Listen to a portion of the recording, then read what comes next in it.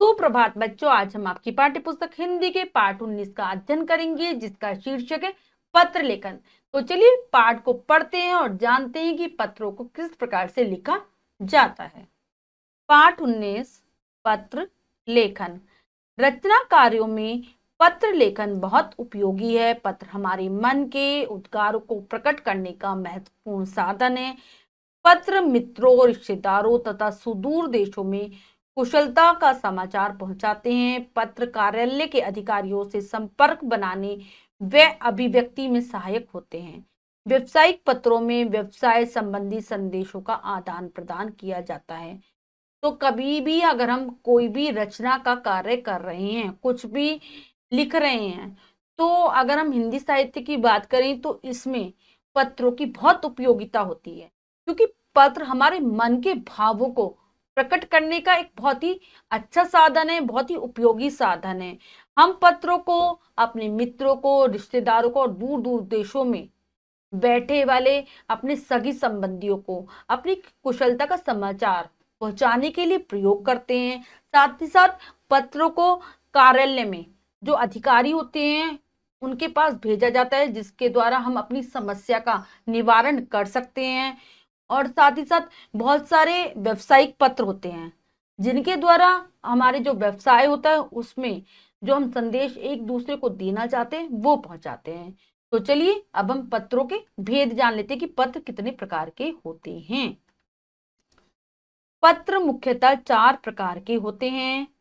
तो पत्रों के 4 प्रकार हैं। अब हमने ये तो हम समझ ही गए कि पत्र हमारे मन के भावों को प्रकट करने के लिए लिखा जाता है, किसी समस्या पे भी लिखा जाता है, और कई बार हम किसी से कोई अनुमति मांग रहे होते हैं तब भी पत्र लिखे जाते हैं। तो इस आधार पर ही पत्रों के 4 भेद हैं। पहला है निजी पत्र, दूसरा है प्रार्थना पत्र, तीसरा है व्यावसायिक पत्र और चौथा है कार्यालयी पत्र। तो सबसे पहले निजी पत्र, इसके अंतर्गत वे पत्र आते हैं जो अपने मित्रों तथा संबंधियों को कुशलता, बधाई, निमंत्रण आदि के संदेश, समाचार पहुंचाने हेतु भेज जाते हैं। तो निजी पत्र यानी कि पर्सनल हो गई हमारे, तो ये हमारे मित्रों को, संबंधियों को भेजे जाते हैं जब हमें कोई अपनी कुशलता का समाचार बताना हो, कोई बधाई देनी हो, कोई निमंत्रण देना हो, कोई संदेश पहुंचाना हो। तो हमारे ये मित्रों और रिश्तेदारों के बीच रहते हैं। प्रार्थना पत्र, इसमें हम अपने अवकाश के लिए प्रार्थना करते हैं, नौकरी के लिए, शिकायत के लिए, सुधार आदि के विषय होते हैं इसमें। अगर हम जैसे हम विद्यालय में पढ़ते हैं और हम प्रधानाचार्य जी से किसी चीज के लिए परमिशन मांग रहे, अनुमति मांग रहे, तब हम प्रार्थना पत्र लिखेंगे। इसी प्रकार से बहुत सारी चीजों में हमें आवेदन देना होता है, कुछ लिखना होता है, कुछ चीज किसी चीज के लिए प्रार्थना करनी होती है कि हमें ये चीज दे दीजिए, तो तब भी प्रार्थना पत्र लिखे जाते हैं। इसके अलावा व्यावसायिक पत्र, इनमें व्यापार संबंधी व्यापारिक पत्र आते हैं। जो भी पत्र व्यापार से संबंधित हो वो व्यावसायिक पत्र। कार्यालयी पत्र, इसके अंतर्गत वे पत्र आते हैं जो शासन प्रशासन की ओर से व्यक्ति को अथवा व्यक्ति की ओर से शासन प्रशासन को अथवा एक विभाग से दूसरे विभाग को लिखे जाते हैं। यानी कि कार्यालयी पत्र में वो पत्र आएंगे जो शासन और प्रशासन के द्वारा व्यक्तियों को लिखे जाते हैं, उन्हें कोई सूचना पहुंचाने के लिए, या फिर व्यक्तियों के द्वारा शासन प्रशासन के अधिकारियों को कोई सूचना देनी हो, कोई अपनी समस्या बतानी हो, तब इन पत्रों का प्रयोग किया जाता है। तो चलिए अब हम उदाहरणों के माध्यम से समझते हैं पत्रों को। सबसे पहले है निजी पत्र। निजी पत्र में हम पहला पत्र देख रहे हैं, पिता को अपनी पढ़ाई की प्रगति के संबंध में पत्र लिखा जा रहा है कि हमने पढ़ाई में बहुत अच्छा किया है, हमने एक प्रगति प्राप्त की है। तो उसके लिए एक बच्चा अपने पिता को पत्र लिख रहा है, जो कि हॉस्टल में रहता है, छात्रावास में रहता है।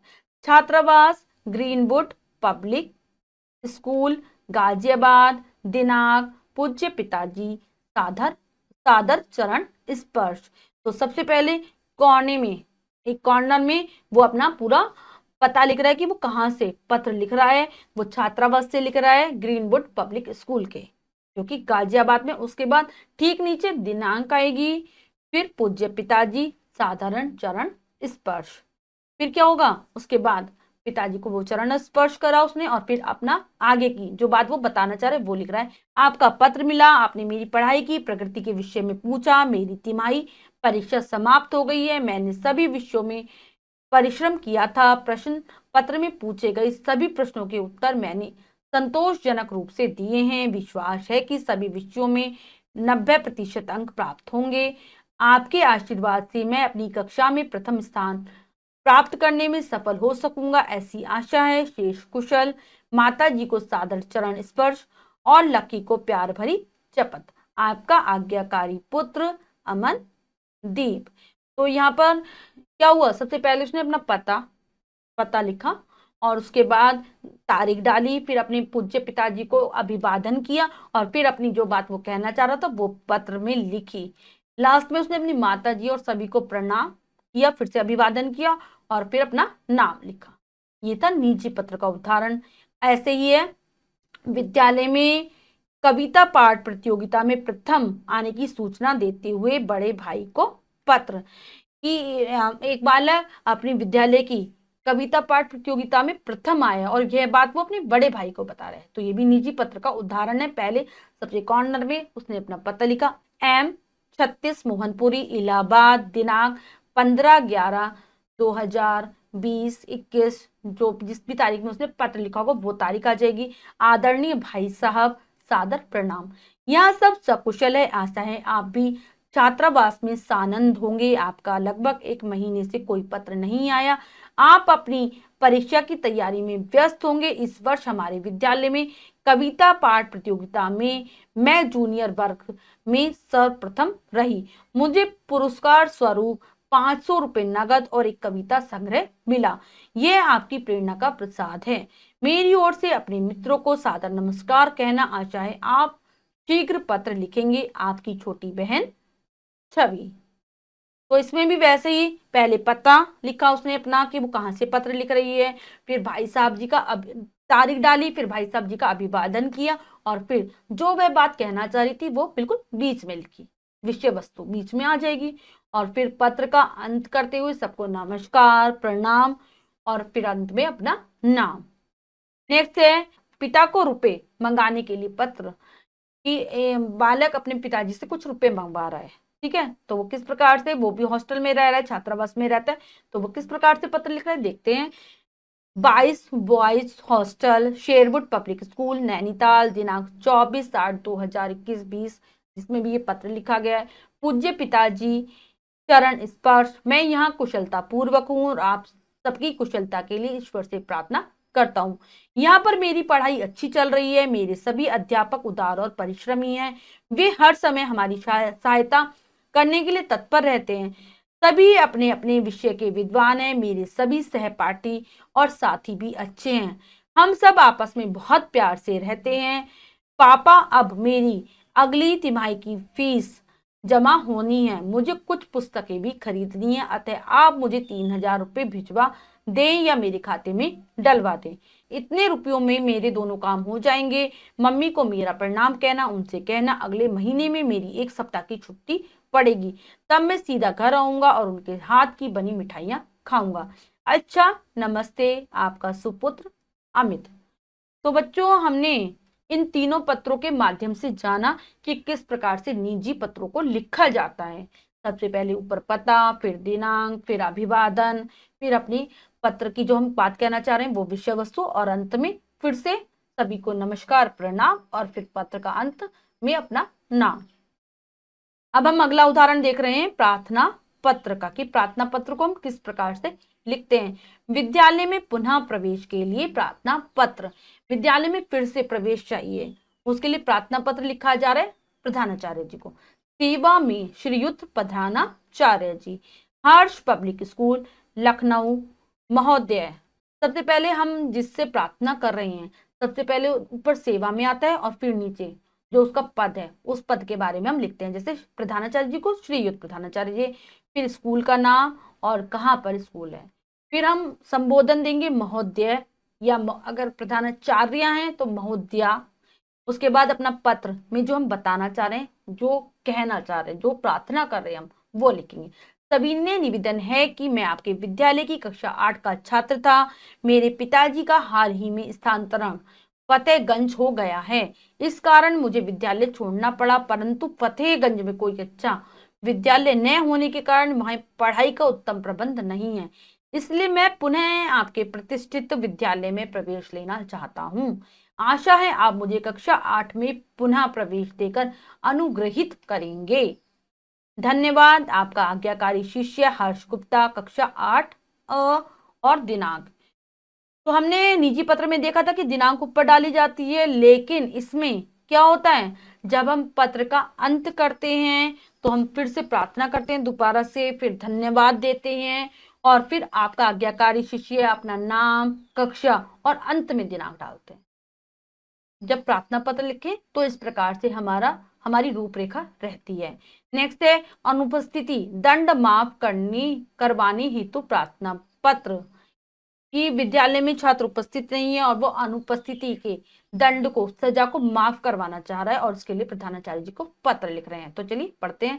सेवा में श्रीमान प्रधानाचार्य, सरस्वती बाल विद्या मंदिर, गाजियाबाद महोदय, सभी ने निवेदन है कि कल प्रातःकाल मूसलाधार वर्षा होने के कारण मैं समय पर विद्यालय नहीं पहुंच सका था। इस कारण मुझ पर मेरे कक्षा अध्यापक ने ₹100 का अनुपस्थिति दंड लगा दिया। मेरे परिवार की स्थिति शोचनीय है। पिताजी मजदूरी करते हैं, उसके साथ ही मेरे 2 भाई बहन भी पढ़ते हैं, इसलिए पिताजी की आय से घर का खर्च भी चलाना मुश्किल हो रहा है। मेरे पिताजी इस दंड को सहन करने की स्थिति में नहीं है।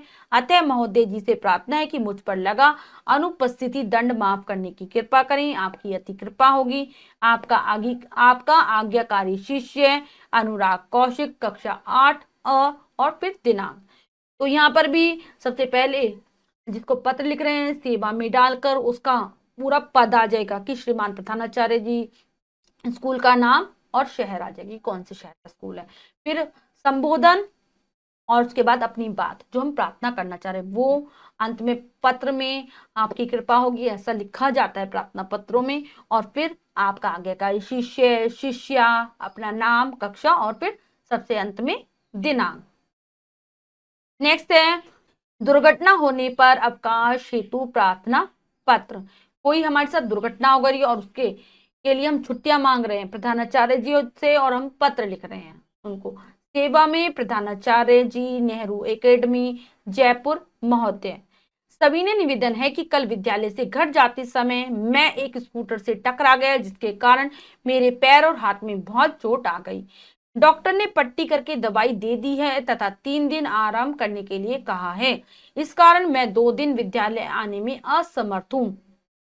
मैं आपको विश्वास दिलाता हूँ कि मैं अपने सहपाठियों की सहायता से कक्षा का कार्य शीघ्र पूरा कर लूंगा। अतः आपसे निवेदन है कि मुझे आज दिनांक 10 अप्रैल से 12 अप्रैल तक 3 दिन का अवकाश प्रदान करने की कृपा करें। आपकी अति कृपा होगी। आपका आज्ञाकारी शिष्य सागर अग्रवाल, कक्षा 8 और दिनांक। तो इस पत्र में भी हमने देखा कि वैसे ही रहेगा, सबसे पहले सेवा में और फिर प्रधानाचार्य जी और फिर नीचे स्कूल का नाम, फिर संबोधन, ठीक है, स्थान और स्कूल का नाम लिखेंगे। और फिर जब भी हम ये पत्र प्रारंभ करते हैं तो सभी ने निवेदन है, यानी कि हम उनसे प्रार्थना कर रहे हैं, बहुत निवेदन के साथ प्रार्थना कर रहे हैं, तो ये आता है इन पत्रों में, सभी ने निवेदन है। फिर हम अपनी पूरी बात कहते हैं जो हम कहना चाह रहे हैं और तारीख का हम ध्यान रखते हैं कि हमें किस दिन से किस दिन तक की छुट्टी चाहिए, ये भी हमें जरूर डालना होता है पत्र में। फिर नीचे पत्र का जब हम अंत करते हैं तो कृपा करके कहते हैं कि ऐसा करने की आप कृपा करें, ये लिखते हैं, आपकी अति कृपा होगी। फिर अपना आज्ञाकारी शिष्य या फिर शिष्या, फिर नाम और फिर कक्षा और अंत में दिनांक। नेक्स्ट है नगर निगम अध्यक्ष को मोहल्ले की सफाई हेतु प्रार्थना पत्र। ये प्रार्थना पत्र लिखा जा रहा है नगर निगम के एक अध्यक्ष को कि मोहल्ले में गंदगी फैली है और उसकी हमें सफाई की व्यवस्था करवानी है, तो लिख रहे हैं। तो इसमें भी वैसे ही जैसे हमें प्रार्थना पत्र में लिखना होता है, सबसे पहले ऊपर सेवा में, फिर उसके नीचे माननीय अध्यक्ष महोदय, जो भी उनका पद है उसके हिसाब से लिखेंगे। फिर नगर निगम को लिखा जा रहा है तो नीचे आ जाकर नगर निगम को लिख रहे हैं और फिर स्थान, किस स्थान पर। फिर संबोधन देंगे श्रीमान जी या श्रीमती जी या महोदय या फिर महोदया। उसके बाद अपना पत्र प्रारंभ करेंगे जो हम बात बताना चाह रहे हैं। मैं अमोल विकास कॉलोनी का निवासी आपका ध्यान मोहल्ले की सफाई की ओर आकर्षित करना चाह रहा हूँ। फिर अपना स्थान कि हमें कहाँ की सफाई वगैरह करानी है, वो स्थान का नाम दे दिया। मोहल्ले का एकमात्र पार्क स्थल कूड़ा फेंकने का एक सुलभ स्थान बन गया है। यहाँ नालियों का पानी भी इकट्ठा होता रहता है। सफाई कर्मचारी भी अपनी जिम्मेदारियों की अवहेलना करते हुए कूड़ा करकट यहीं डाल देते हैं। यहाँ इस गंदगी में लोगों का जीवन दूभर हो गया है। मच्छर मक्खियों की अधिकता हो जाने से संक्रामक रोग फैलने का खतरा है। अतः आपसे अनुरोध है कि सफाई कराने की उचित व्यवस्था करें। भवदीय अमूल सिन्हा, विकास कॉलोनी। तो हमने देखा कि अगर हम अपने आसपास किसी अधिकारी को, कोई सफाई नगर निगम से संबंधित अधिकारी है, उसको जब पत्र लिखते हैं तो इस प्रकार से लिखेंगे। बीच में हम अपने पत्र में हमेशा विषय वस्तु को रखते हैं और अपनी पूरी बात लिखते हैं कि हम क्या कहना चाह रहे हैं, हम कहाँ सफाई करवाना चाह रहे हैं।